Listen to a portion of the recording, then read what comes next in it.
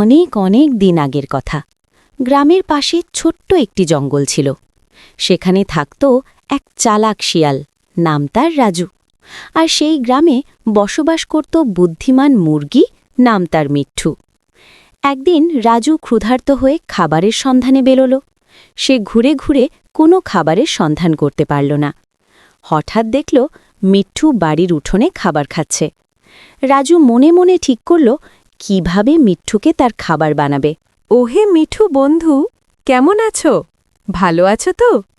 এসো, আজ আমরা দুজনে একসাথে খেলি এবং আজকে থেকে আমি তোমার বন্ধু হতে চাই। বন্ধু হতে চাও, ভালো কথা। আগে দূরে থাকো, তোমার স্বভাব চরিত্র ভালো না। এর আগে কয়েকবার আমার উপর হামলা করেছ। আমি অনেক কষ্টে পালিয়ে এসেছি। আজ আবার কি মতলব নিয়ে আমার সাথে বন্ধু হতে এসেছ? যে কোনো সময় আমায় তোমার খাবার বানাতে পারো, তার পারবে না। একটু চালাক হয়েছি। না না, আমি ভালো হয়ে গেছি। আমি এখন কাজ করে খাই, আমি এখন চাষাবাদ করি, ফসল ফলাই, গাছের ফলমূল খাই। বন্ধু হতে চাও, আমার আপত্তি নেই, কিন্তু কিছু নিয়ম পালন করতে হবে, তাহলে আমি তোমার বন্ধু হব। কি নিয়ম বলো? আমি তোমার সব নিয়ম মানতে রাজি, তাও আমি তোমার বন্ধু হতে চাই। বন্ধু হওয়ার জন্য আমি জঙ্গলে লুকাবো। আমাকে খুঁজে বের করতে হবে। খুঁজে বের করতে পারলেই আমি তোমাকে বন্ধু হিসাবে মেনে নেব।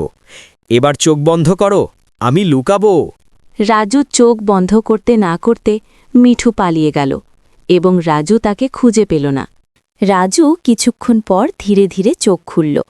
চোখ খুলেই চারদিকটা ভালো করে তাকাল, কিন্তু আশেপাশে কোথাও মিঠুকে দেখতে পেল না। রাজুর বুকটা কেমন যেন ধক করে উঠল। সে উঠে বসে চারদিকে তাকাতে লাগল।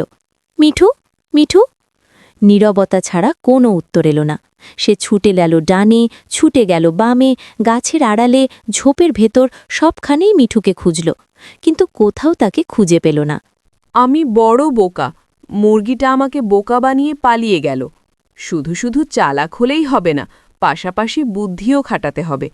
যাই, আজকের মতো চলে যাই।